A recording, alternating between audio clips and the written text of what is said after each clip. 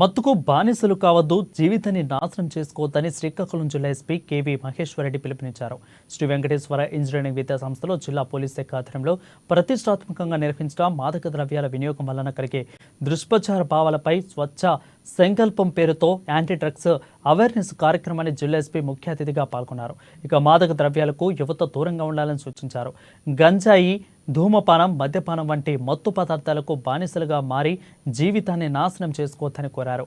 అలాగే కార్యక్రమంలో మత్తు పదార్థాల వినియోగం వలన కలిగే అనర్థాలపై సందేశాత్మకమైన లఘు చిత్రాలను ప్రదర్శించారు. మనకి ఫిజికల్లీ ఛాలెంజ్, ఫిజికల్లీ హ్యాండిక్యాప్డ్ అయిపోతున్న వాళ్ళు, బ్రెయిన్ డెడ్ అవ్వడం కావచ్చు, రకరకాలు అవుతున్న వాళ్ళు ఆ నెంబర్ ఇంకా ఎక్కువ. ఈ నెంబర్స్ అన్ని కంబైన్ చేసుకున్నా కూడా దానికన్నా ఎక్కువగా డ్రగ్ అబ్యూస్లో ఎక్కువ మంది పార్టిసిపేట్ చేస్తారు. నా ఒపీనియన్ ప్రకారం ఒక మనిషి చనిపోయేదాన్ని మనం ఆపచ్చు, ఆపలేకపోవచ్చు. ఓకే, ఒక యాక్సిడెంట్ అన్నది కొన్ని ప్రివెంట్ చేయగలం, కొన్ని ప్రివెంట్ చేయలేము. బట్ డ్రగ్ అబ్యూస్ అనేది 100% మనం ఆపగలం.